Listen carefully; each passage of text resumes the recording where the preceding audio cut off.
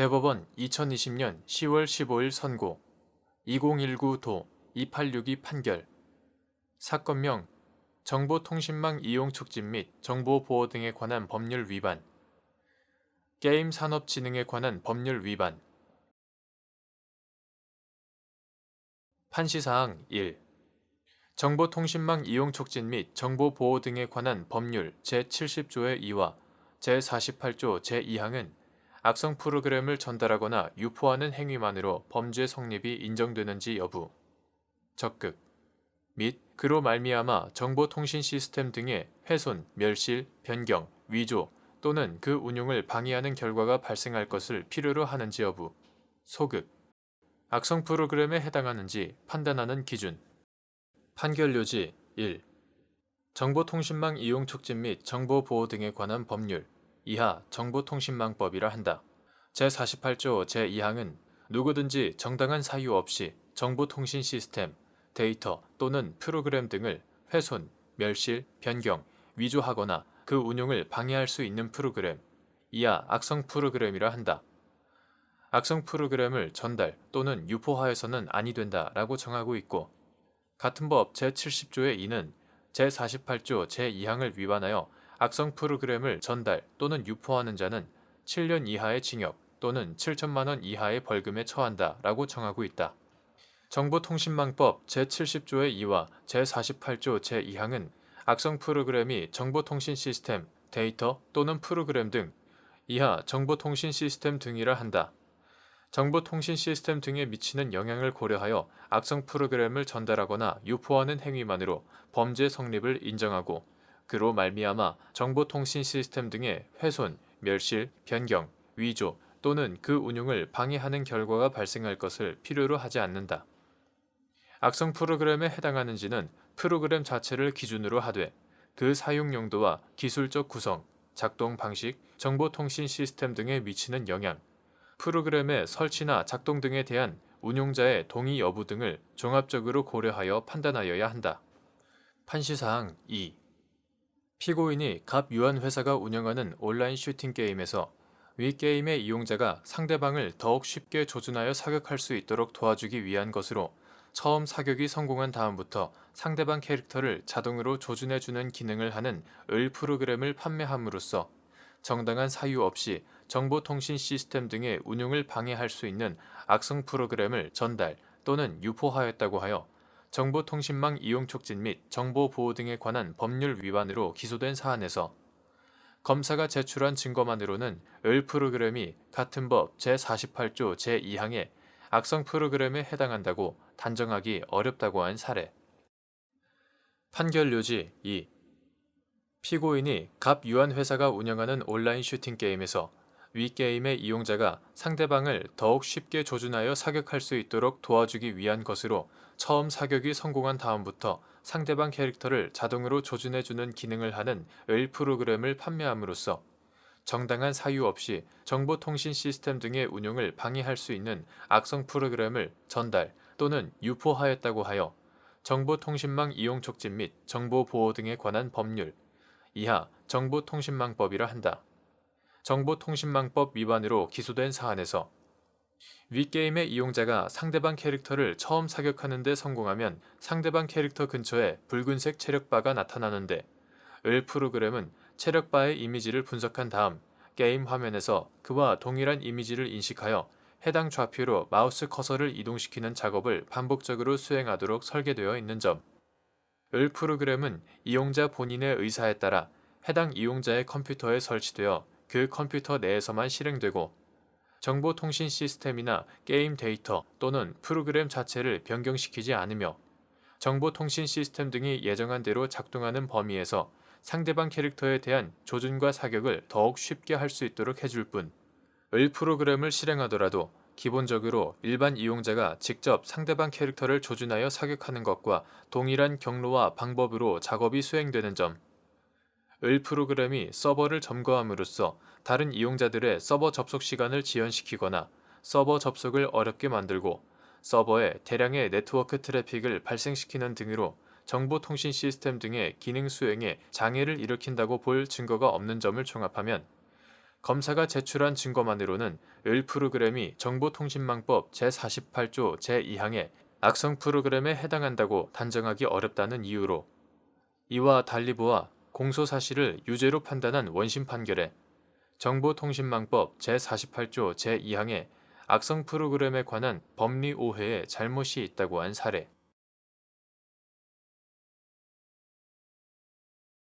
대법원 2020년 10월 15일 선고 2020도 6422 판결 사건명 성폭력 범죄의 처벌 등에 관한 특례법 위반 13세 미만 미성년자 준유사 성행위 친족관계에 의한 준강제추행 13세 미만 미성년자 준강제추행 아동복지법 위반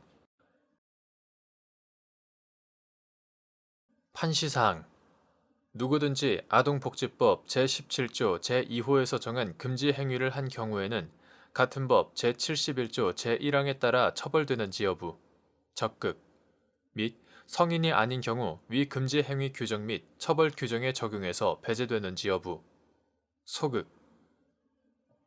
판결 유지. 아동복지법은 제3조 제7호에서 아동학대를 보호자를 포함한 성인이 아동의 건강 또는 복지를 해치거나 정상적 발달을 저해할 수 있는 신체적, 정신적, 성적 폭력이나 가혹행위를 하는 것과 아동의 보호자가 아동을 유기하거나 방임하는 것이라고 정의하면서 제3장 제2절에서 아동학대의 예방 및 방지에 관한 각종 규정을 두고 있다. 한편 아동복지법은 제17조에서 누구든지 다음 각호의 어느 하나에 해당하는 행위를 하여서는 아니 된다고 하면서 제2호로 아동에게 음란한 행위를 시키거나 이를 매개하는 행위 또는 아동에게 성적 수치심을 주는 성희롱 등의 성적 학대 행위를 금지 행위로 규정하고 제71조 제1항에서 제17조를 위반한 자를 처벌한다고 규정하고 있다. 이러한 아동복지법 규정의 각 문헌과 조문의 체계 등을 종합하여 보면 누구든지 제17조 제2호에서 정한 금지 행위를 한 경우 제71조 제1항에 따라 처벌되는 것이고 성인이 아니라고 하여 위 금지 행위 규정 및 처벌 규정에 적용해서 배제된다고 할 수는 없다.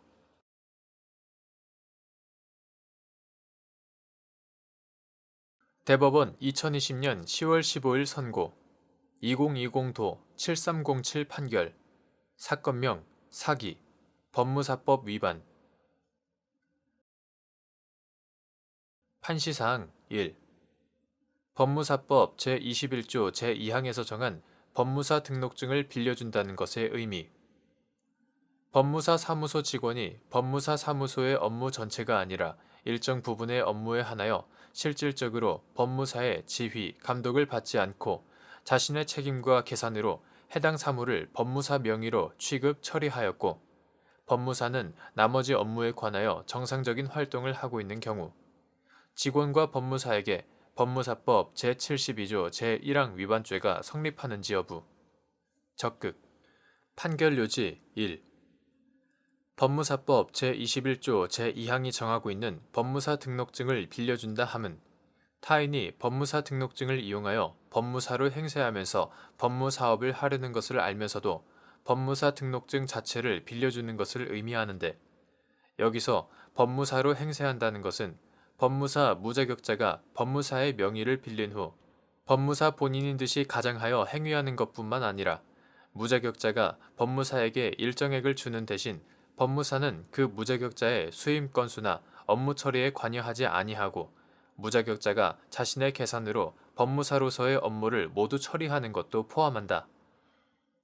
나아가 법무사 사무소 직원이 법무사 사무소의 업무 전체가 아니라 일정 부분의 업무에 한하여 실질적으로 법무사의 지휘, 감독을 받지 않고 자신의 책임과 계산으로 해당 사무를 법무사 명의로 취급, 처리하였다면 설령 법무사가 나머지 업무에 관하여 정상적인 활동을 하고 있더라도 직원과 법무사에게는 법무사법 제72조 제1항 위반죄가 성립될 수 있다. 판시사항 2. 법무사가 등록증을 다른 사람에게 빌려주거나 법무사의 등록증을 빌린 행위가 2017년 12월 12일 법률 제15151호로 개정된 법무사법 시행 이전부터 계속되어 온 경우 개정된 법무사법이 시행된 이후의 행위로 취득한 금품, 그 밖의 이익만이 개정된 법무사법 제72조 제2항에 따른 몰수나 추징의 대상이 되는지 여부. 적극. 판결요지 2. 2017년 12월 12일 법률 제151-515로 개정된 법무사법 이하 개정된 법무사법이라 한다.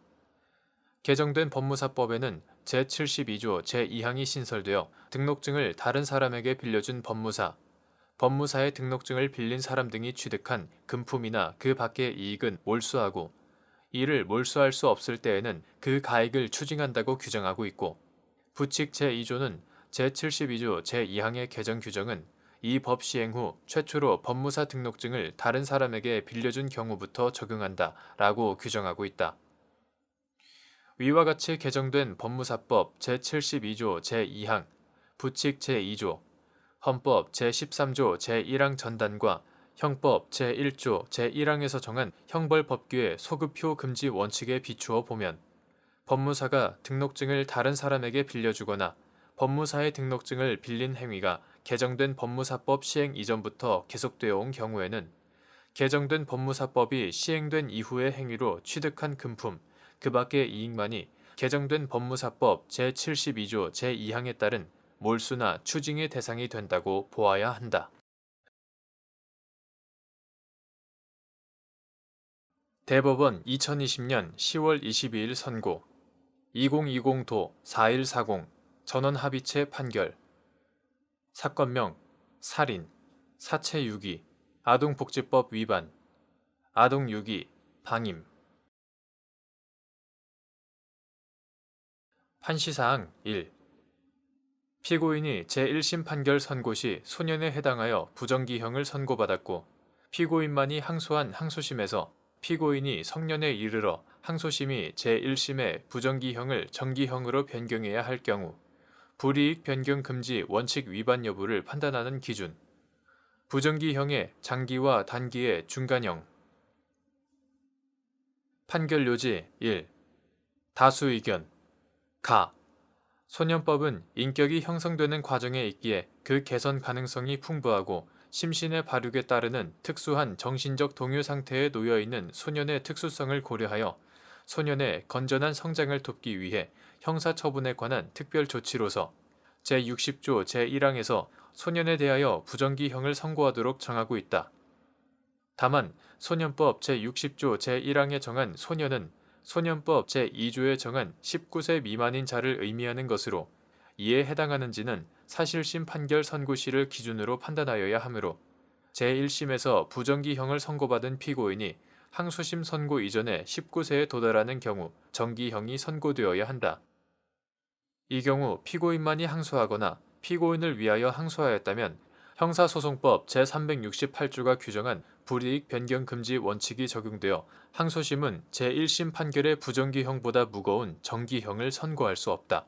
그런데 부정기형은 장기와 단기라는 폭의 형태를 가지는 양형인 반면 정기형은 점의 형태를 가지는 양형이므로 불이익 변경 금지 원칙의 적용과 관련하여 양자 사이의 형의 경중을 단순히 비교할 수 없는 특수한 상황이 발생한다.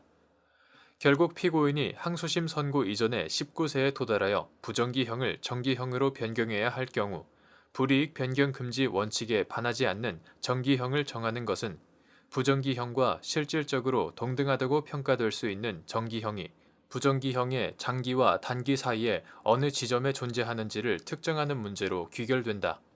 이는 정기형의 상한으로 단순히 부정기형의 장기와 단기 중 어느 하나를 택일적으로 선택하는 문제가 아니라 단기부터 장기에 이르는 수많은 형 중 어느 정도의 형이 불이익 변경 금지 원칙 위반 여부를 판단하는 기준으로 설정되어야 하는지를 정하는 정도의 문제이다. 따라서 부정기형과 실질적으로 동등하다고 평가될 수 있는 정기형을 정할 때에는 형의 장기와 단기가 존재하는 특수성으로 인해 발생하는 요소들, 즉 부정기형이 정기형으로 변경되는 과정에서 피고인의 상소권 행사가 위축될 우려가 있는지 여부, 소년법이 부정기형 제도를 채택한 목적과 책임주의 원칙이 종합적으로 고려되어야 한다.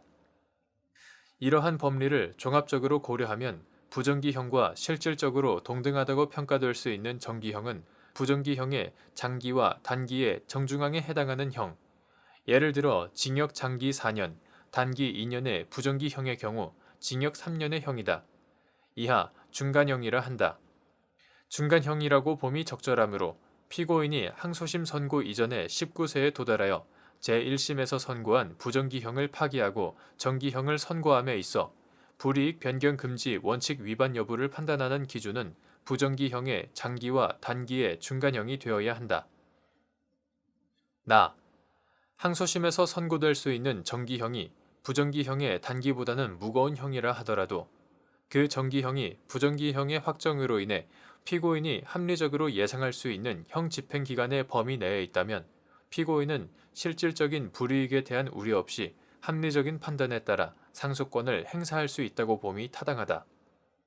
이와 관련하여 부정기형을 선고받은 피고인은 부정기형의 단기가 경과한 때부터 형의 장기가 도래할 때까지 동일한 가능성으로 소년법 제60조 제4항에 따른 검사의 지휘에 의해 그 형의 집행이 종료될 것을 기대할 수 있으므로 부정기형의 장기와 단기의 중간형은 부정기형을 선고받은 피고인이 합리적으로 예상할 수 있는 형 집행의 기간에 부합한다고 할 수 있다.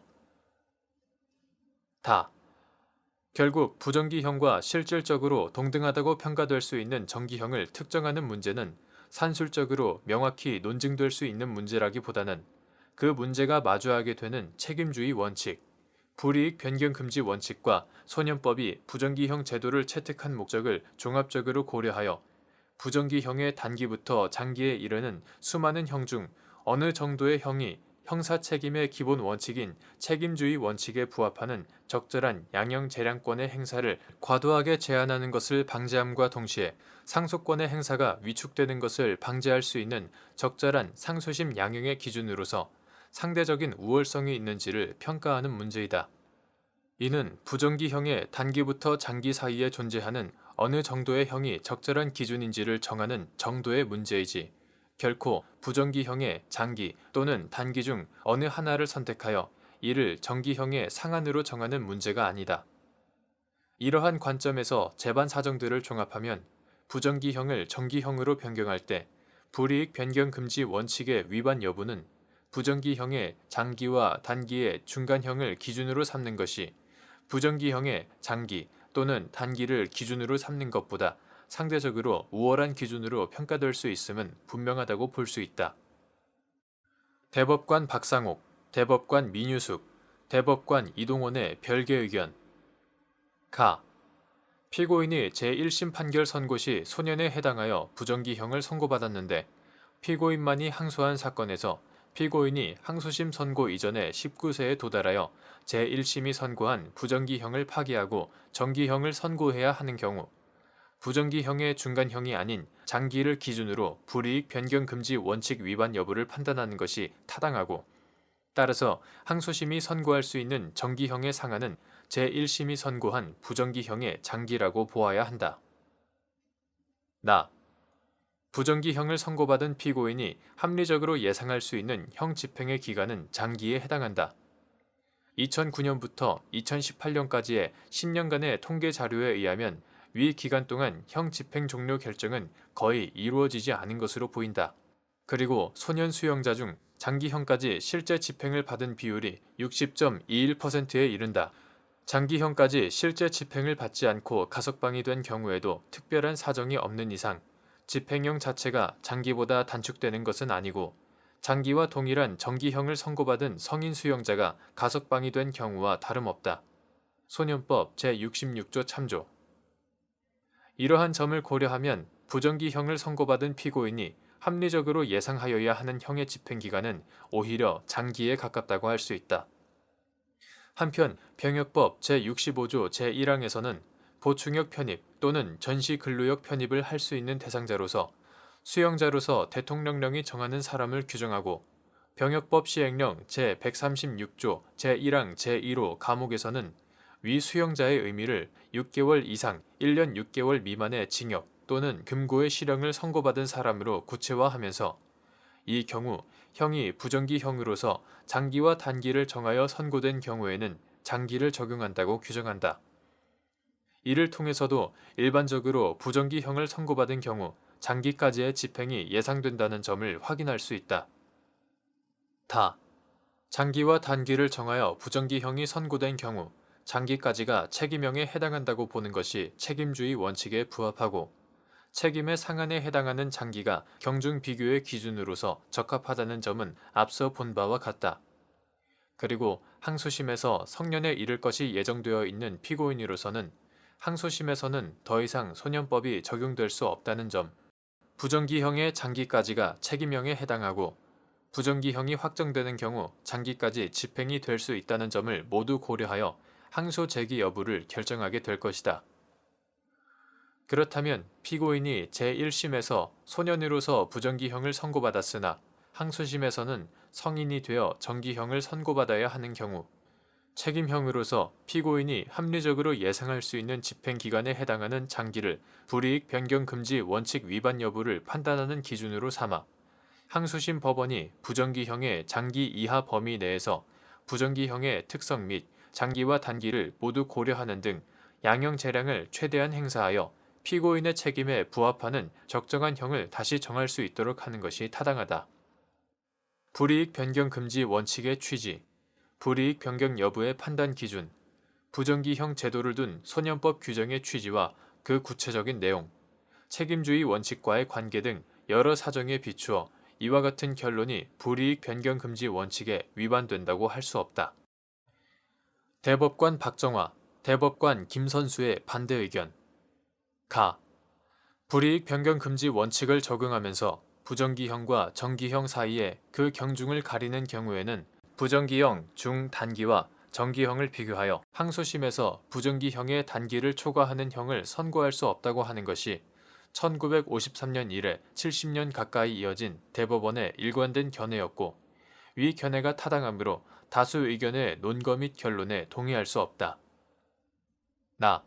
불이익 변경 금지 원칙은 두 형 사이에 객관적으로 유불리의 서열을 정하는 원칙이 아니라 피고인만이 상소하거나 피고인을 위하여 상소한 사건에서 상소심이 선고할 수 있는 형의 범위를 정하는 원칙이다.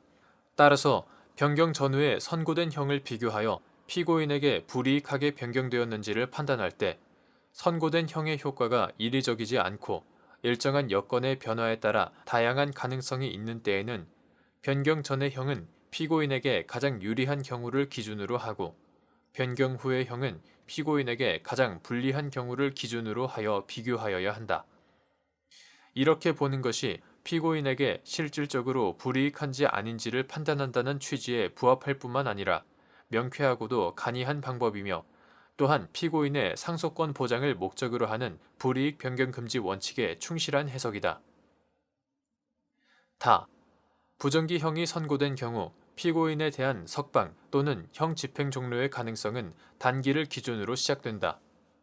소년에 대한 부정기형을 집행하는 기관의 장은 형의 단기가 지난 소년범의 행형 성적이 양호하고 교정의 목적을 달성하였다고 인정되는 경우에는 관할 검찰청 검사의 지휘에 따라 그 형의 집행을 종료시킬 수 있고 소년법 제60조 제4항 단기의 3분의 1이 지나면 가석방을 허가할 수 있으며 소년법 제65조 가석방 기간은 가석방 전에 집행을 받은 기간과 같은 기간이 지난 경우 또는 장기에 종료하는 것이 원칙이지만 소년법 제66조 단기가 지나고 보호관찰의 목적을 달성하였다고 인정되면 가석방 기간의 종료 전이라도 보호관찰심사위원회는 보호관찰소의 장애 신청을 받거나 직권으로 형의 집행을 종료한 것으로 결정할 수 있다.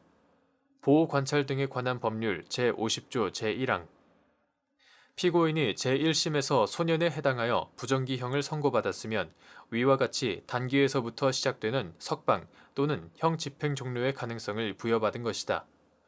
이러한 사안에서 피고인만이 항소하여 불이익 변경금지 원칙이 적용되는데 항소심에서 피고인이 성인이 되어 제1심이 선고한 부정기형을 파기하고 정기형을 선고해야 하는 경우 피고인에게 제1심에서 선고받은 단기를 초과하는 정기형을 선고한다면 위와 같은 석방 또는 형 집행 종료의 가능성이 박탈되므로 피고인에게 불리하다. 따라서 불이익 변경금지 원칙을 적용하면서 부정기형과 정기형 사이에 그 경중을 가리는 경우에는 부정기형 중 단기와 정기형을 비교하여 항소심에서 부정기형의 단기를 초과하는 형을 선고할 수 없다고 해석하는 것이 타당하다. 판시사항 2. 제1심이 당시 소년에 해당하는 피고인에 대하여 살인죄 및 사체유기죄를 유죄로 인정하면서 소년법 제60조 제1항 단서에 대한 특칙에 해당하는 특정강력범죄 처벌에 관한 특례법 제4조 제2항에서 정한 장기와 단기의 최상한인 징역 장기 15년, 단기 7년의 부정기형을 선고하였고, 이에 대하여 피고인만이 항소하였는데 피고인이 원심 선고 이전에 성년에 도달하자 원심이 직권으로 제1심 판결을 파기하고 정기형을 선고하면서 불이익 변경 금지 원칙상 제1심이 선고한 부정기형의 단기인 징역 7년을 초과하는 징역형을 선고할 수 없다는 이유로 피고인에게 징역 7년을 선고한 사안에서 원심이 제1심에서 선고한 부정기형 대신 정기형을 선고함에 있어 불이익 변경 금지 원칙 위반 여부를 판단하는 기준은 부정기형의 장기와 단기의 중간형, 즉 징역 11년이 되어야 한다는 이유로 이와 달리 판단한 원심 판결에 법리 오해에 잘못이 있다고 한 사례. 판결 요지 2. 제1심이 당시 18세로서 소년에 해당하는 피고인에 대하여 살인죄 및 사체유기죄를 유죄로 인정하면서 소년법 제60조 제1항 단서에 대한 특칙에 해당하는 특정강력범죄의 처벌에 관한 특례법 제4조 제2항에서 정한 장기와 단기의 최상한인 징역 장기 15년, 단기 7년의 부정기형을 선고하였고, 이에 대하여 피고인만이 항소하였는데 피고인이 원심 선고 이전에 19세에 이르러 성년에 도달하자 원심이 직권으로 제1심 판결을 파기하고 정기형을 선고하면서 불이익 변경 금지 원칙상 제1심이 선고한 부정기형의 단기인 징역 7년을 초과하는 징역형을 선고할 수 없다는 이유로 피고인에게 징역 7년을 선고한 사안에서 원심이 제1심에서 선고한 징역 장기 15년, 단기 7년의 부정기형 대신 정기형을 선고함에 있어 불이익 변경 금지 원칙 위반 여부를 판단하는 기준은 부정기형의 장기인 15년과 단기인 7년의 중간형, 즉 징역 11년, 징역 15년과 징역 7년을 합한 기간을 2로 나눈 기간이 되어야 한다는 이유로 이와 달리 제1심에서 선고한 부정기형의 단기인 징역 7년을 기준으로 불이익 변경 금지 원칙 위반 여부를 판단한 원심 판결에 불이익 변경 금지 원칙에 관한 법리 오해에 잘못이 있다고 한 사례.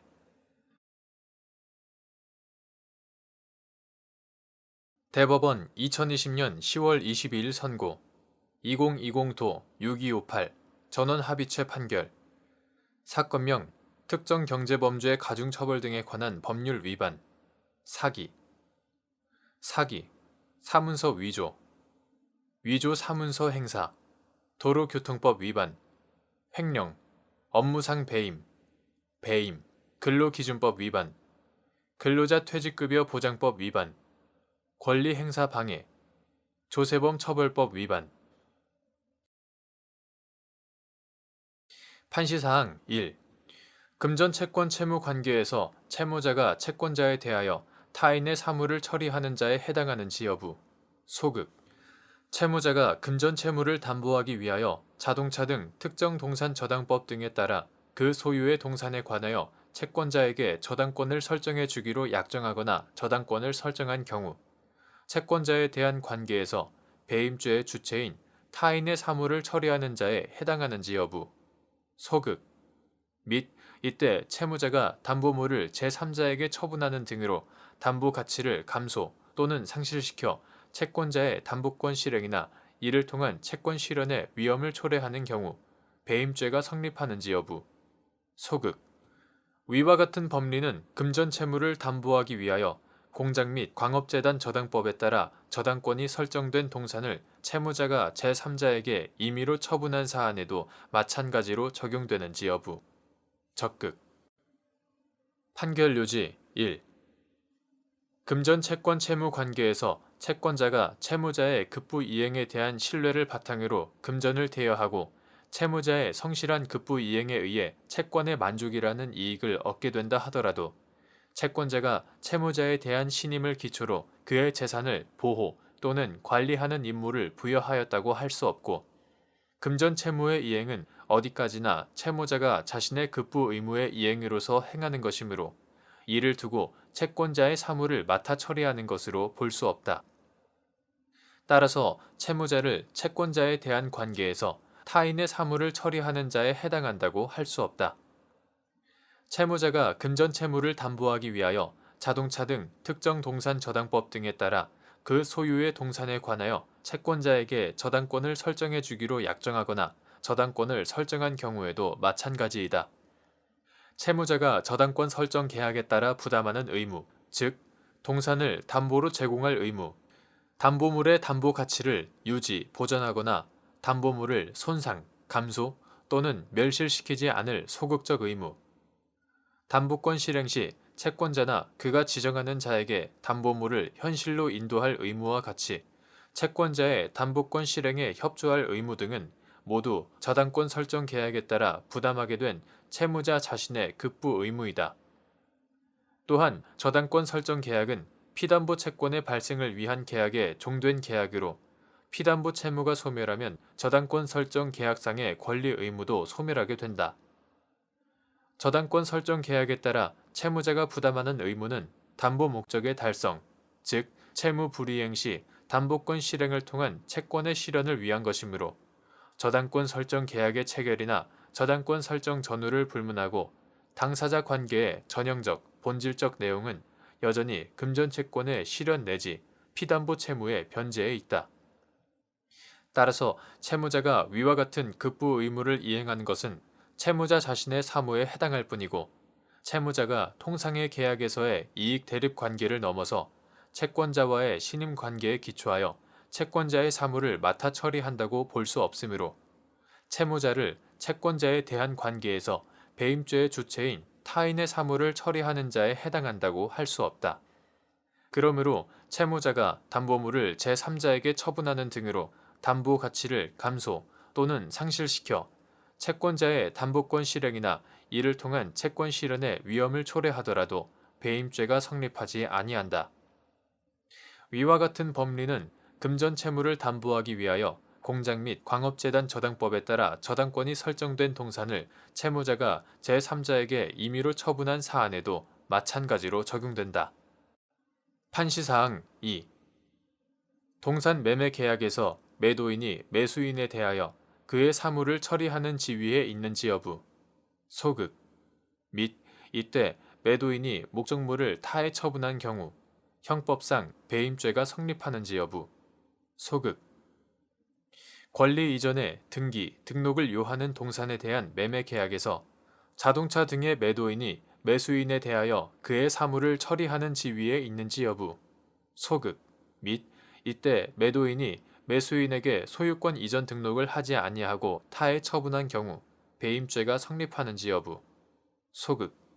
판결 요지 2. 매매와 같이 당사자 일방이 재산권을 상대방에게 이전할 것을 약정하고 상대방이 그 대금을 지급할 것을 약정함으로써 효력이 생기는 계약의 경우 민법 제563조 쌍방이 그 계약의 내용에 좇은 이행을 하여야 할 채무는 특별한 사정이 없는 한 자기의 사무에 해당하는 것이 원칙이다. 동산 매매 계약에서의 매도인은 매수인에 대하여 그의 사무를 처리하는 지위에 있지 아니하므로 매도인이 목적물을 타에 처분하였다 하더라도 형법상 배임죄가 성립하지 아니한다. 위와 같은 법리는 권리 이전에 등기, 등록을 요하는 동산에 대한 매매 계약에서도 동일하게 적용되므로 자동차 등의 매도인은 매수인에 대하여 그의 사무를 처리하는 지위에 있지 아니하여 매도인이 매수인에게 소유권 이전 등록을 하지 아니하고 타에 처분하였다고 하더라도 마찬가지로 배임죄가 성립하지 아니한다.